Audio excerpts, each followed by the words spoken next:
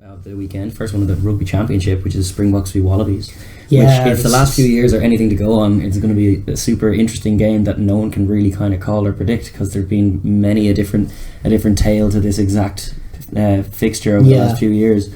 But Springboks with their home advantage is one thing that I like. It's in Ellis Park, Ellis Park, yeah, that's right. So that's going to play a factor. The Wallabies obviously travelling on over. I also think that just Springboks at the moment are probably the slightly better placed side to do well or make a challenge for this whole tournament overall. Yeah. The Aussies are still kind of reeling a bit and have been for the last few years, but like in the wake of losing Folau mid-season in Super Rugby, there's a whole shake-up going on with what their team is. For sure.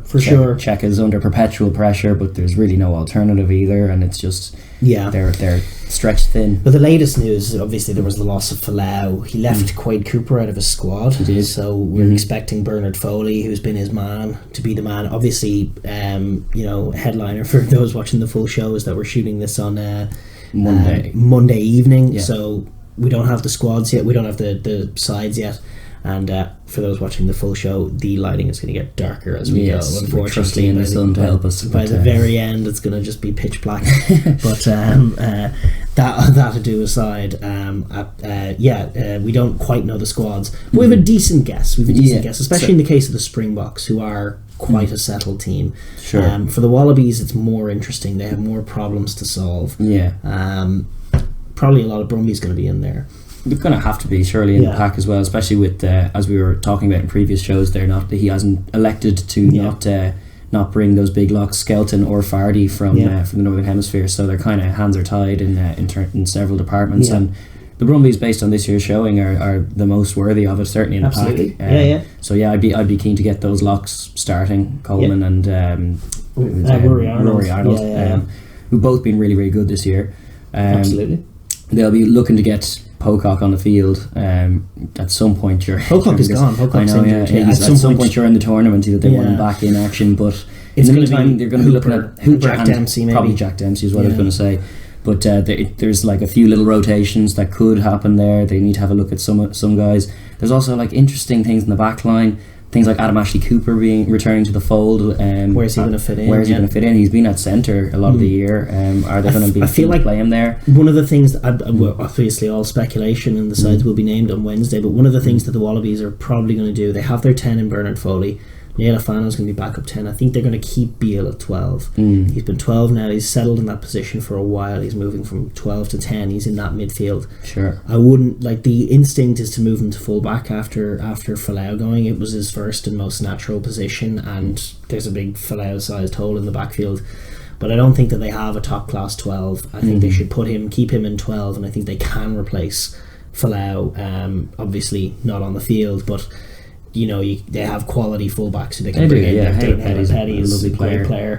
Reece Hodge can play, probably will be on the wing, but can play fullback. So they have options there. Sure. And then Jack Maddox will probably be on the other wing. So it's hard to find out where Adam Ashley Cooper fits into this. It is, isn't it? But he is versatile and he could be on the senior wing as well. So I don't know. You could take Maddox jersey on the wing. Yeah. Alternatively, you can be 13. Him linking up with Beale. They won't. They're going to pick one of Karevi or Curran. Karevidrani. Yes. But one of those two is going to play 13, and they kind of feel like they need that physicality. Probably a little to make up for the Beale in 12, which is like as lovely a footballer as he is. It's a bit. He provides you with some of that what Ashley Cooper would. He's a very smart footballer and can link up with the wide channel, which is key to what the Wallabies do. True. Yes. But if you want to run those screen balls, you have to have someone believable running the short line, and Karevi and Kurandrani both give you that. They do. Yes. Which of the two, out of curiosity, would you go for at 13? Probably Karevi, but I don't know. It's really a toss up in my head. Both very good footballers. Both good footballers. Both bring similar kind of physicality. It's really just who you think is in the better form. Sort of naivety sometimes. Sometimes their positioning can be a little wrong. They're also, I would say, slower on the turn than an Adam Ashley Cooper in that position as well. So if they're wrong footed, they're not great on the scramble. But they're big physical lads who'll bail Beale out of a few physical responsibilities in the centre partnership. So yeah, you're probably sticking with one of them, which is the. It's also quite a settled side. It is, yeah. They've been playing a certain style under Czechs anyway, and despite losing Folau, they won't really want to mess too much with what they're trying to do in the back line. And that's the thing. That's the whole thing about Cheika and Czech's Wallabies, is that they haven't really had the luxury of doing, what other sides do at this sort of period of the World Cup, of sort of trying to build this massive squad and get this depth chart of 3 players. Cheika is very much just finding his 15 that can compete. At least 23 that are going to be challenging for the World Cup. Yeah, because they've always in 15-man game and in the 23-man game, they always have that amount of players that can go toe to toe with the very best. If it clicks for them, I mean, that's the thing, is that they don't have a lot of depth at back row. But if Michael Hooper and Jack Dempsey have fine games, it's a very tough thing for any back row to cope with. Exactly. Let alone a Calisius South Africa. That's true, which is a factor. Yeah, South Africa themselves have had a few injuries. Like obviously Gianti, you were saying during the week, is out on the wing, so they do have myriad different options on the wing. But it's a much more settled side when you look at South Africa. You've got I think the side almost picks itself. I'd be very surprised to see it deviate from Kitsoff at loosehead, Marks at hooker. Tighthead is a strange one. I think Malherbe is the incumbent, but I would like to see Vincent Koch in there from Saracens. Yeah, I think he's the best scrummager. He'll definitely get some game time now over the next few weeks, whether that's this week or weeks to come. But he'll definitely be taking a look at Vincent Koch, because he's been excellent for Sarries all year. The second row is interesting. There are genuine options. You can do many different things. My argument is probably that Snyman's the first one in there. Yeah, I would think so. Based on this year's showing and on form. He's added a lot of strings to his bow. First of all, very dynamic, as we know, very explosive. He was brilliant against England in the June series last year, if you recall, when he was making his leap into the international realm. He's also developed this really acute defensive line-out capability, which is massive. He's a great poacher at too. Because he's so big, he's a very imposing figure in the line-out. Athletic and dexterous as well. And he's very good at getting the ball away, keeping the ball alive. He's almost got hints of Leone Nakarawa to his game. Somewhat, He's that big and dangerous. He can get around all these tackles with some lovely offloads. Totally. He was doing that all through the last phase of the Bulls season as well. We were seeing him pull out all those tricks. But I would argue that he has to be in there, and I think they're going to stick with Etzebeth. What's interesting is that the talk out of the camp is that Diager has been really impressive in training, which is interesting as well. And then the other thing is that in the incumbent selection obviously had Khaleesi in it, but interestingly they had Francois Lowe on the bench, and because they had Khaleesi, they picked Peter Steff to Toit at 7. I don't think that's going to work without Khaleesi. Sure. So I think you've got to take him out of there, and then you have a decision of what to do with Peter Steff. Can you put him covering back row or second row off the bench? Yeah, which is or are you going to thrust him in and start him? I would probably err on the side of the bench more so.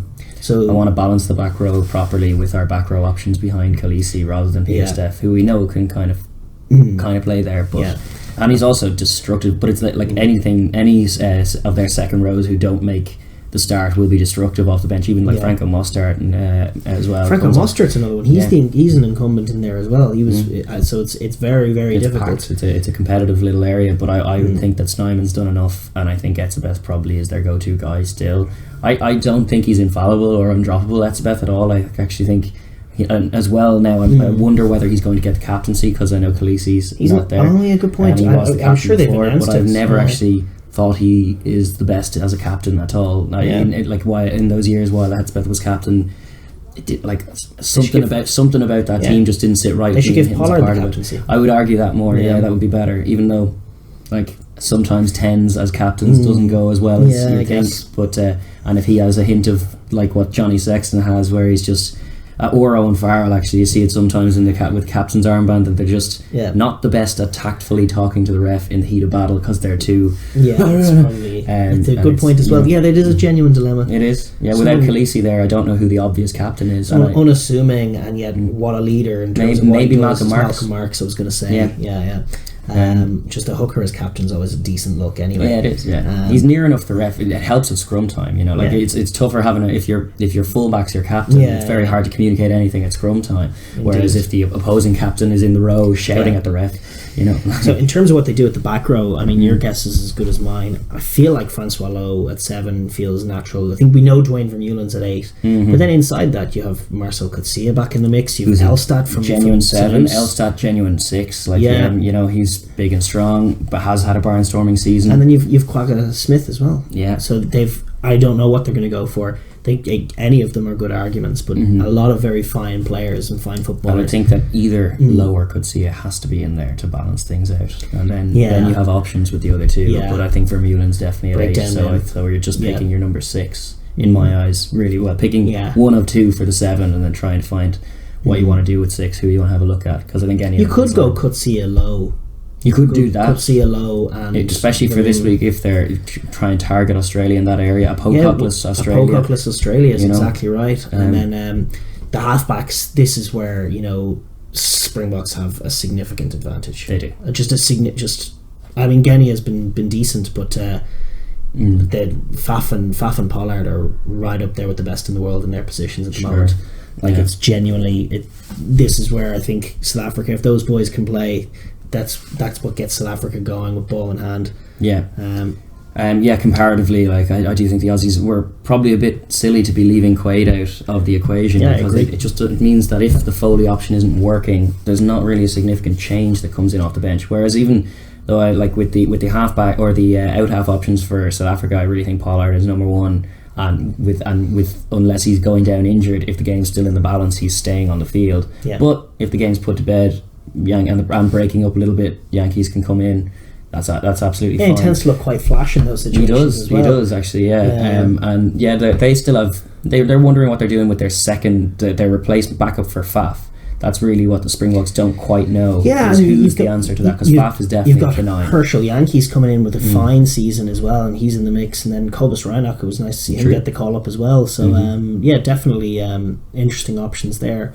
Better than Van Sale, who was the incumbent in that position. Was it Van Snail that was dubbed by on South Africa Rugby Man?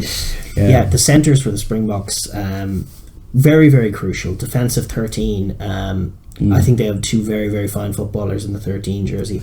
But that's where Australia are going to target. Australia are going to look to get outside them. They're going to look to exploit shooting wingers and get outside them. And then obviously get Karevi or Kurandrani on that outside shoulder, but primarily running that short line of the screen ball, getting the ball to Beale's hands, and if the Springbok D gets it all narrow, that's when they're going to flash it wide and get the ball into whoever's at fullback, Haylett Petty and your Maddox and your Reece Hodge.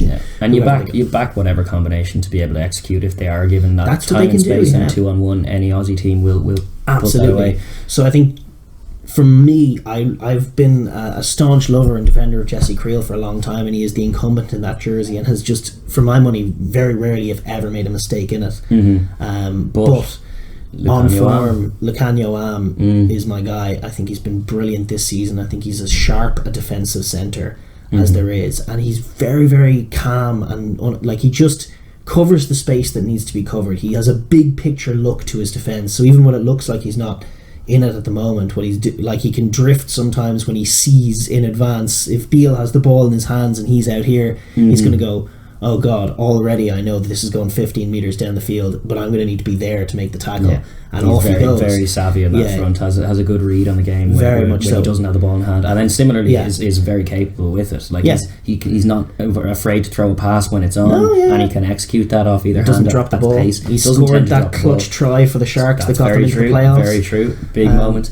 And then I'd be pairing him with Delindy, who is the incumbent, who I have seen no evidence to drop him. I think he's actually a quintessential Springbok looking head on him in the 12 jersey, which is great, and partners very well with Pollard. And I actually think that's a really nice balance to that particular centre partnership. I think it'd be very tricky for the Aussies to get around or through. I would have Esterhazy just in behind him as well. I would go for Delindy. I like Francois Steyn. It's cool that he's in the squad, but for right now I don't see room for him. No, I almost see him more as a backup, more of an option if Pollard goes down, genuinely. If you have a choice between Yankees and him at 10, maybe that's where you get crazy. They really do not want Pollard going down. This team could do without that he's happening. In phenomenal He's form. Been great. Top scorer in Super Rugby. His place kicking is on point. He's leading genuinely. And a wee bit annoyed, proper little kind of pissed off. I think he has just the right amount of Sexton bite to him at the moment. He hates to lose. You can see it all over his face, and hates when it happens, and seems to hate losing to Kiwi sides especially as well. Yes, indeed, just too regular that happens. He's just too familiar a picture. But he does have all the right kinds of grit, and that was exactly what was lacking in the Yankees era, and it was what was annoying me about the team, was just the soft look, tameness, the soft look of 57-0 defeats. Well, this is it. Like, they came to Dublin and shipped 50. What was it? No, that was 38. It was 57-0 was against the All Blacks. Yeah, but coming to Dublin, like, no Springbok team should ever be coming to Dublin and shipping 38 points. At all. Like, to see like Elton kicking 3 after half time when they're 14-0 down, and then on the bench just in teary eyes. Like, it's not what I think of the Springboks at all. It's no grit. The Irish team that day looked more Springbok than the Springboks. Indeed. But I think that has fundamentally changed, and I think Pollard is the kind of he's a little spirit animal of that essence of what it is to be a Springbok, and he's he's a bullish head on him, and he doesn't shirk from contact at all. He won't mind running into Bernard Foley or Curtly Beale all day. As the case may be, if the picture unfolds and it's a soft shoulder, he'll take it.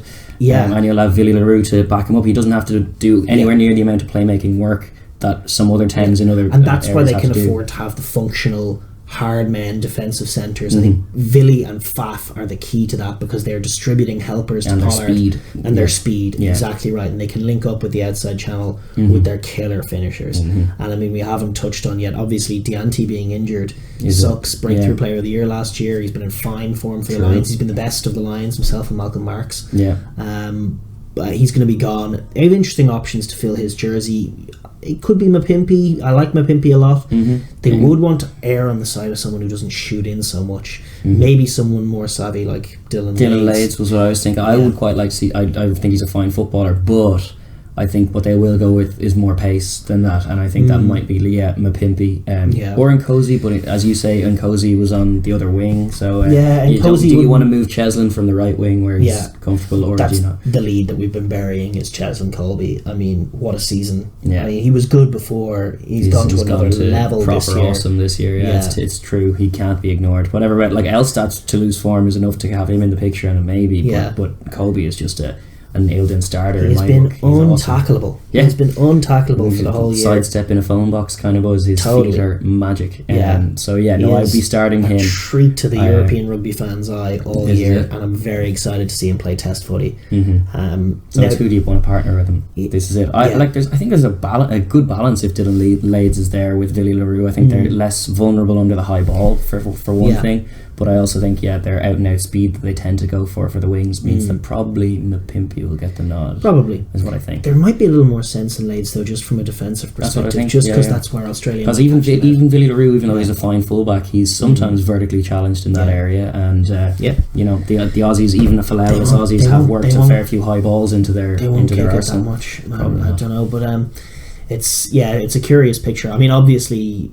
You would gather, for me, it's the Springboks have way more talent. I mean, this is a World Cup winning squad that they've assembled. It's phenomenal. I mean, that distribution network of Faf and Pollard and Villy is fantastic. They've got these big bruising forwards. To a man that they're bigger and stronger than those Wallaby guys. Same with the centres. All very dexterous, good on the ball.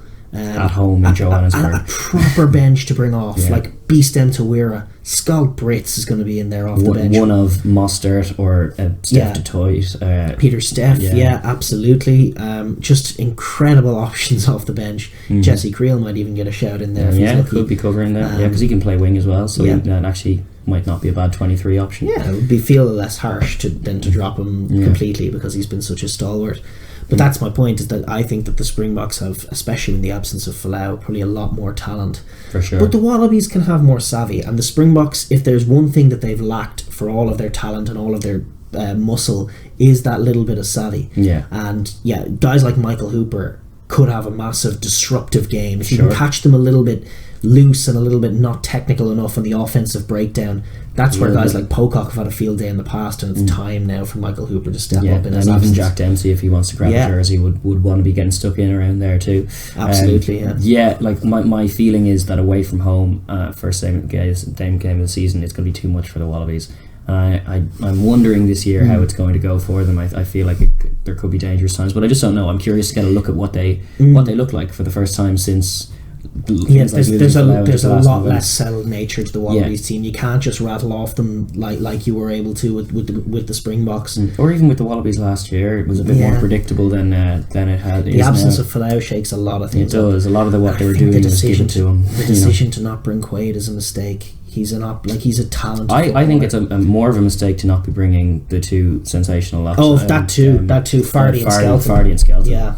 I think that's a crazy omission because however good those Brumbies were, I think those two boys would that evens the odds. Like if you put those boys in that Aussie pack, Fardy and Skelton, even back row, second row, wherever you put them, all of a sudden you're thinking, Jesus, the Aussies could get some plays off here. Yeah, and that's the thing, is that we can't sleep on Rory Arnold, who's had a very fine season, and I don't think Adam Coleman is fit right now, but I think it's going to be Isaac Rodda, who's Rodda's been good too very all good player. So they do have options. Tanya Latupo at tight head has been mugged apparently in South Africa. What? He had his phone jacked off him and apparently got cuts to his arm. Wow. So I don't know if he's going to be fit to play. It would suck if he wasn't fit to play. I didn't know Johannesburg, that. Yeah, no, I know, but that's mental shit. So there's that dynamic as well, as if he's injured they're going to have to do other things at tight head. But the way I look at it is Aussies could have an advantage if they play speedier rugby, catch a sluggish defence if the defence doesn't work for the Springboks, if they can get outside them.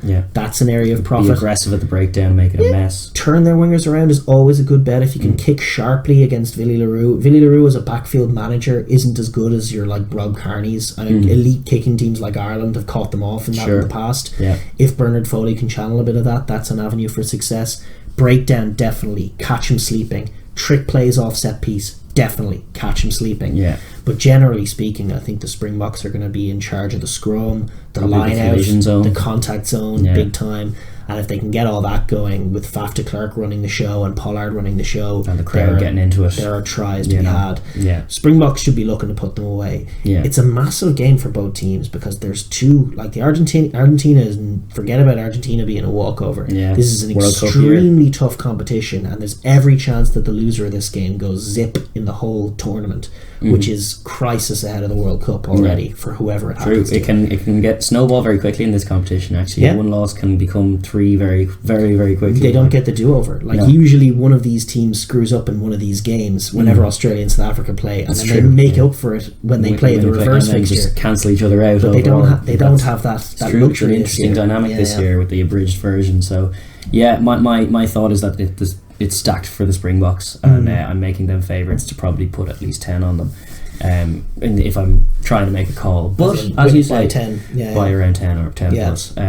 But I think the Australians can compete with them if they, it's like you say, if they can find bit of grass, savvy, bit of brains. That's definitely how you do it. To be up for the physicality. If they're softing out of tackles or soaking too many tackles, they'll get steamrolled. Channel a good defence. Making tackles is huge. Getting line speed going is huge. They have had decent rush defences in them in the past that have caused teams problems, especially teams at the start of their season who are, if things are a little bit. There's always that factor going on here. It's like it's all very fresh. It's always a good game though, and I suspect this will be no different. Like these two teams always bring it when they're playing against each other. They seem to, their styles match up very well, that they both have chances, and it ultimately boils down to who takes more of them. They tend to be ding dong battles. They do. So I expect nothing less this time, and I'm looking forward to it, to be honest. Very much so. That'll be the opening of the Rugby Championship. Times. We're moving on.